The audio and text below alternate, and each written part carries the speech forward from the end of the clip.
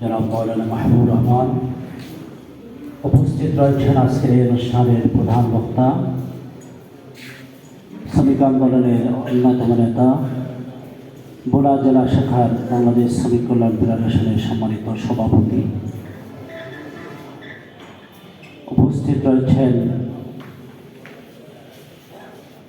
আজকের অনুষ্ঠানের সম্মানিত বিশেষ অতিথি, উপজেলার সম্মানিত আমির,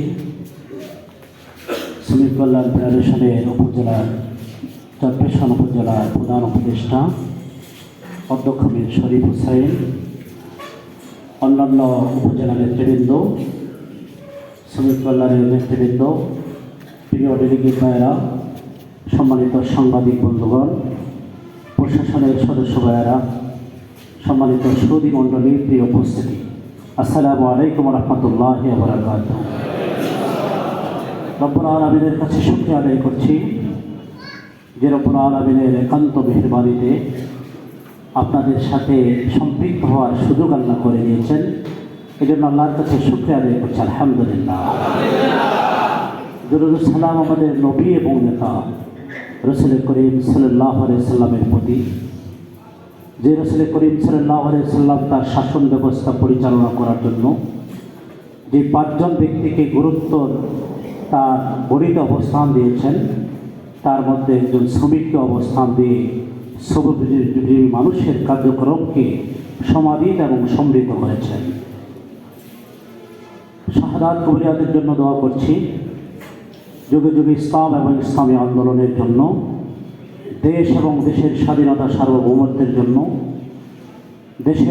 দেশ মাতৃকার জন্য সর্বশেষ ৩৬ জুলাই যারা তাদের জীবনকে উৎসর্গ করে দিয়েছেন, এ সকল ভাই এবং বোনদের শাহাদাত কবুলিয়াতের জন্য আল্লাহ রাব্বুল আলামিনের কাছে দোয়া করে আমি সংক্ষেপে কিছু কথা বলবো আপনাদের সাথে।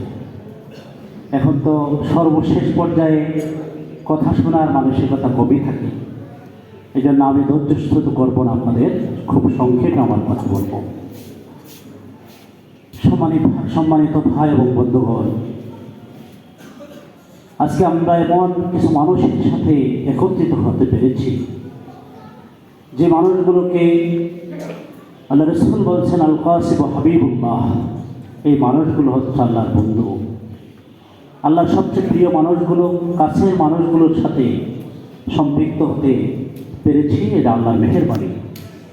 আজকে এই মানুষগুলো এই দেশটাকে সুন্দরভাবে গঠন করার জন্য, একটি উন্নত দেশে প্রতিষ্ঠিত করার জন্য, দেশটার উন্নতি বয়ে আনার জন্য তাদের যে কর্মদক্ষতা, তাদের যে সুনিপুণ বৈশিষ্ট্য, তাদের যে কার্যক্রম, তাদের মাথা থেকে মাথার পায়ে ফেলে দেশ এবং দেশকে উন্নত করার জন্য কায়িক পরিশ্রম করে দেশটাকে উন্নতির শিখরে অবস্থান করার জন্য আপ্রাণ চেষ্টা করে যাচ্ছেন। কিন্তু এই মানুষগুলো তাদের পদে পদে, প্রত্যেকটা পদক্ষেপে, প্রত্যেকটা পর্যায়ে তাদের জীবন পরিচালনার জন্য যে অন্নের দরকার, যে বস্ত্রের দরকার, যে বাসস্থানের দরকার, তাদের যে সন্তানগুলোর জন্য শিক্ষা এবং চিকিৎসা দরকার, আমাদের শ্রমজীবী মানুষগুলো তাদের এই প্রাপ্য অধিকারগুলো সঠিকভাবে পাচ্ছে না এবং দেশ এবং জাতি তাদেরকে মূল্যায়ন করতে পারছে না। সম্মানিত ভাই এবং বন্ধুগণ, কেন এই বৈষম্য, কেন এই আচরণ, কেন এই সীমাবদ্ধতা? এই সীমাবদ্ধতার পিছনে মূল কারণ হচ্ছে আপনারা যারা শ্রমজীবী মানুষ, দেশটাকে উন্নতের শিখরে পৌঁছানোর জন্য আপনাদের যে অবদান, আপনাদের যে কার্যক্রম, আমাদের যারা মালিক শ্রেণী, যারা উপরস্থ শ্রেণী, যারা পুঁজিবাদী অর্থনৈতিক ব্যবস্থাকে কায়েম করতে চায়, যারা সমাজবাদী ভোগ বিলাসী লিপ্ত, যারা ধর্ম নিরপেক্ষতায় তাদের জীবনকে ঢেলে সাজাতে চায়, এই লোকগুলোর মধ্যে নৈতিকতা, সহনশীলতা, ইনসাফ না থাকার কারণে তারা প্রত্যেকটা দেশের প্রত্যেকটা পরতে পরতে দুর্নীতির আখ্যায় পরিণত করেছে। তাদের এই দুর্নীতিযুক্ত কার্যক্রমের কারণে, তাদের পুঁজিবাদী অর্থ ব্যবস্থার কারণে আজকে আমাদের শ্রমিকদের আপাময় জনতার যে অধিকার, জনতার যে প্রাপ্যতা, তা আজকে বুঝিয়ে দিতে তারা সক্ষম নয়। সম্মানিত ভাই এবং বন্ধুগণ, আজকে এর জন্য শুধুমাত্র সেই পুঁজিবাদী শ্রেণী, প্রভাবশালী শ্রেণীকে আমরা দায়ী করব না। আজকে আমরা যারা শ্রমজীবী মানুষ, আমরা যদি আমাদের নিজেদের দিকে তাকাই, আমরা 500 টাকা 1000 টাকার জন্য নিজেকে বিক্রয় করে দিই। অনেক ক্ষেত্রে নিজেদের স্বকীয়তাকে নষ্ট করি। আমরা চাই, এই কথাটি বলার এই কারণ এটাই, আগামী দিনে আমাদের যে দায়িত্ব রয়েছে দেশকে উন্নতশীল দেশে পরিণত করা, আমরা যে ভূমিকা পালন করি দেশকে সমৃদ্ধ করার জন্য, ঠিক আগামী দিনে ইনসাফপূর্ণভাবে এই সকল বিষয় বন্টন করার ক্ষেত্রেও আমরা যথার্থ ভূমিকা পালন করব ইনশাআল্লাহ।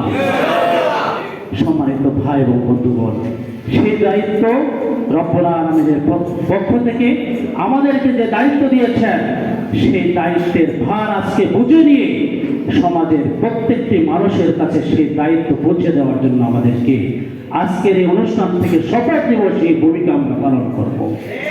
সম্মানিত ভাই এবং বন্ধুগণ, আমরা এই সকল সেক্টরটাকে সুন্দরভাবে পরিচালনা করার জন্য, গড়ে তোলার জন্য আমাদের যেই প্রশাসন ব্যবস্থা দরকার, যে দেশের কাঠামো দরকার, সেই কাঠামো গড়ার দায়িত্ব দিয়ে রব্বুল আলামিন আমাদেরকে পৃথিবীতে প্রেরণ করেছেন।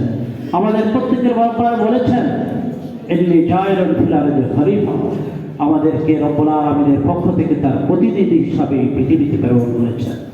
আজকে আমাদেরকে সিদ্ধান্ত নিতে হবে, ভাবতে হবে, যে প্রতিনিধির দায়িত্ব দিয়ে আমাদেরকে রব্বুল আলামিন এখানে প্রেরণ করেছেন, সেই প্রতিনিধির দায়িত্বটাকে আমি পালন করি।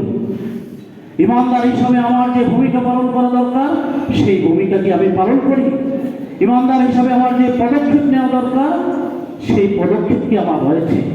রব্বুল আলামিন আমাকে বলেছেন, আল্লাযীনা আমানু ইউকাতিলুনা ফী সাবিলিল্লাহ, যারা ইমানদার, যারা নিজেদেরকে মুমিন বলে দাবি করবে, এই লোকগুলো আল্লাহর এই জমিনে আল্লাহর বিধিবিধান কায়েমের জন্য আপ্রাণ চেষ্টা করবে, ভূমিকা পালন করবে। সেই ভূমিকা যদি আমাদেরকে পালন করতে হয়, ইমানের পরিচয় যদি আমাদেরকে পেশ করতে হয়, আমরা যারা শ্রমজীবী মানুষ, দুনিয়ার জীবনটা কষ্টে আমাদের পরিচালিত হয়, আমরা চাই দুনিয়ার জীবনের ইনসাফগ্রস্ত সমাজ বিনির্মাণের মধ্য দিয়ে পরকালীন জীবনটাকে জান্নাত উপযোগী করার জন্য চেষ্টা করতে হবে। সেই জান্নাত উপযোগী করার জন্য আমরা ইমানের পরিচয় আমাদের জাতির সামনে আমাদেরকে পেশ করতে হবে। রব্বুল আলামিন ইমানদারদেরকে বলেছেন, ইয়া আইয়ুহাল্লাযীনা আমানু হাল আদুল্লুকুম আলা তিজারাতিন তুনজিকুম মিন আযাবিন আলীম, হে ইমানদার লোকেরা, আমি তোমাদেরকে এমন একটা ব্যবসার সন্ধান দেব যা তোমাদেরকে যন্ত্রণাদায়ক আযাব থেকে মুক্তি দিবে। তা হচ্ছে তুমিনুনা বিল্লাহি ওয়া রাসূলিহি, তোমরা আল্লাহ এবং তার রাসূলের প্রতি ঈমান আনবে। ঈমানদারদেরকে আল্লাহ রাব্বুল আলামিন বলছেন আল্লাহ এবং তার রাসূলের প্রতি ঈমান আনবে। আমরা সেই ঈমানদার কারা? কাদেরকে বলেছেন? আমার বাবা একজন মুসলমান, আমার মা একজন মুসলমান, আর আমার আত্মীয় স্বজন একজন মুসলমান, তাই বলে আমি মুসলমান এবং নিজেকে ঈমানদার বলে দাবি করছি। কিন্তু আমার এটা জানা উচিত, আমি যেমন নিজেকে ঈমানদার হিসাবে দাবি করছি, এদেশের হিন্দুর পরিবার থেকে যে সন্তানরা জন্মগ্রহণ করে, সেও আমার মতো মুসলমান হিসাবে জন্মগ্রহণ করে। খ্রিস্টানের ঘর থেকে যে সন্তানরা জন্মগ্রহণ করে, সেই সন্তানটাও মুসলমান হিসাবে ফিতরাতের উপরে জন্মগ্রহণ করে। তার কার্যক্রম তাকে হিন্দু, নাসারা, খ্রিস্টান বা কাফের অথবা মুসলিম বানায়। আজকে আমি নিজেকে যে মুসলমান দাবি করছি, সেই মুসলমানের আমার অবস্থানটা কোথায়, এইটা আমাকে ভাবতে হবে। আমি নিজেকে মুসলমান বলে দাবি করলাম, অথচ আল্লাহর এই জমিনে আল্লাহর দ্বীন কায়েম না করে মানুষের মন গড়া নেতৃত্ব এবং কর্তৃত্ব বাস্তবায়নের জন্য চেষ্টা করলাম, সেক্ষেত্রে ভূমিকা পালন করলাম, অল্প অর্থের বিনিময়ে সেক্ষেত্রে বিক্রি হয়ে গেলাম। রব্বুল আলামিনের ঘোষণা হচ্ছে, এই কাজটা আমরা যারা করব, তাদেরকে রব্বুল আলামিন বলছেন, আল্লাযীনা কাফারু ইউকাতিলুনা ফী সাবিলিত তাগুত, যারা নিজেদের মন গড়া নেতৃত্ব এবং কর্তৃত্ব বাস্তবায়ন করতে চায়, যারা নিজেদের মন গড়া নেতৃত্ব এবং কর্তৃত্বের পিছনে ঘোরে, যারা নিজেদের মন গড়া নেতৃত্ব এবং কর্তৃত্বের পিছনে বিক্রি হয়ে যায়, যারা নিজেদের মন গড়া নেতৃত্ব এবং কর্তৃত্বকে সমর্থন করে, এই লোকগুলো নিজেদেরকে মুসলমান ভাবলেও রব্বুল আলামিনের কাছে সে মুসলমান নয়, সে রব্বুল আলামিনের কাছে অস্বীকারীদের অন্তর্ভুক্ত।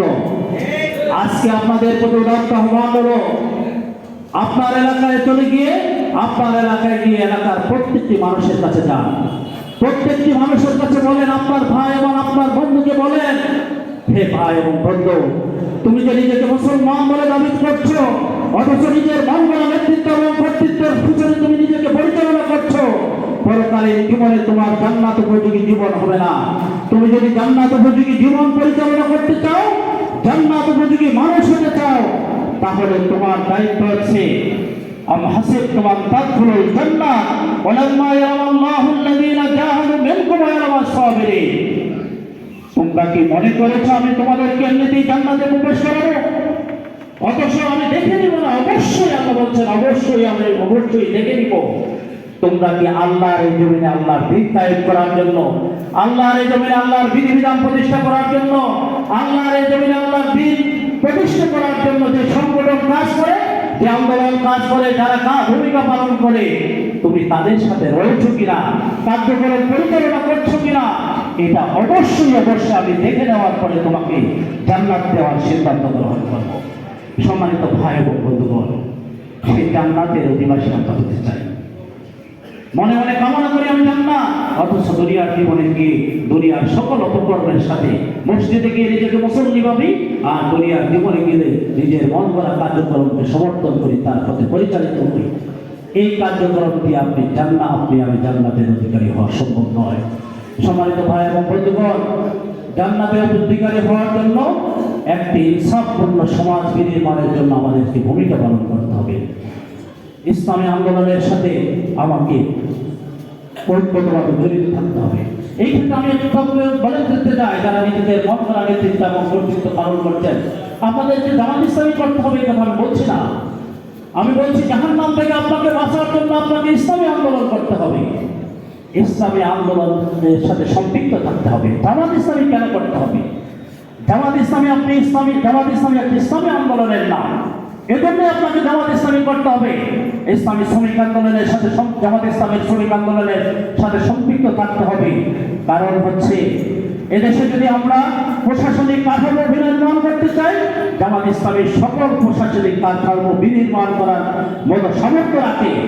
আমরা যদি এদেশে অর্থনৈতিক কাঠামোটাকে শক্তিশালী করতে চাই, জামাত ইসলামী অর্থনৈতিক কাঠামোতে যে অবদান রেখেছে, আজকে সারা বিশ্ব তা সেখান থেকে ফরওয়ার্ড করতেছে, তাকে অনুসরণ করছে, এমন একটি শক্তিশালী কাঠামো জামাত ইসলামী তৈরি করেছে। জামাত ইসলামী আজকে যদি বলি যে শিক্ষা কাঠামো দরকার, জামাত ইসলামী এমন একটি শিক্ষা কাঠামো তৈরি করেছে, যে শিক্ষা কাঠামো দিয়ে আগামী দিনে একটি ইসলামী আদরে এই সমাজের উপযোগী একটি শিক্ষা ব্যবস্থা পরিচালনা করা সম্ভব।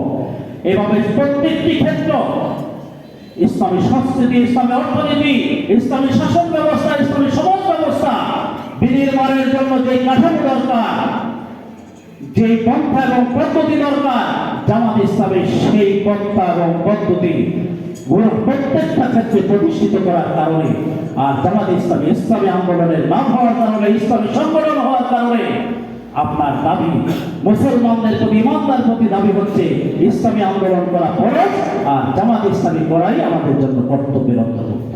কারণ হচ্ছে আমরা একটি সুন্দর সমাজ নির্মাণ করতে চাই। সম্মানিত ভাই এবং বন্ধুগণ, সেই একটি সুন্দর সমাজ যদি নির্মাণ করতে হয়, তাহলে আমি আপনাদেরকে 3 মাসের একটা কাজ দিতে চাই। নেবেন আপনারা সেই কাজটা? আজকে এখান থেকে ফিরে গিয়ে প্রত্যেকটা এলাকার প্রত্যেকটা বাড়ি, প্রত্যেকটা মহল্লা, প্রত্যেকটা বাজার, প্রত্যেকটা গলি, প্রতিটি স্থানে আপনাদের পদচারণা থাকতে হবে এবং প্রত্যেকটি মানুষের কাছে ইসলামের সুমহান আদর্শের দাওয়াত পৌঁছে দেওয়ার মধ্য দিয়ে আগামী দিনে এই জাতি যেই ইনসাফ ভিত্তিক সমাজ চায়, এই জাতি যে ন্যায় ভিত্তিক সমাজ চায়, এই জাতি যে বৈষম্যহীন সমাজ চায়, সেই বৈষম্যহীন ইনসাফমুক্ত সমাজ বিনির্মাণে আপনাদেরকে কারিগরের ভূমিকা পালন করতে হবে। এই জন্য এখান থেকে আজকের এই দ্বিবার্ষিক সম্মেলন থেকে নতুন নেতৃত্বকে সাথে নিয়ে, নতুন নেতৃত্বের নির্দেশনাগুলোকে সাথে নিয়ে আমরা আমাদের মহল্লায়, আমাদের গ্রামে ফিরে যাব এবং প্রত্যেকটা মানুষের কাছে 100% মানুষের কাছে ইসলামের দাওয়াত আমরা পৌঁছে দেওয়ার জন্য চেষ্টা করব। এই সিদ্ধান্ত নেবেন ইনশাআল্লাহ। রব্বুল আলামিন আমাদেরকে সেই আলোকে এই ময়দানে ভূমিকা পালন করার তৌফিক দান করুন। আমিন। ওয়া মা তাওফীক ইল্লা বিল্লাহ। আসসালামু আলাইকুম ওয়া রাহমাতুল্লাহি ওয়া বারাকাতুহু।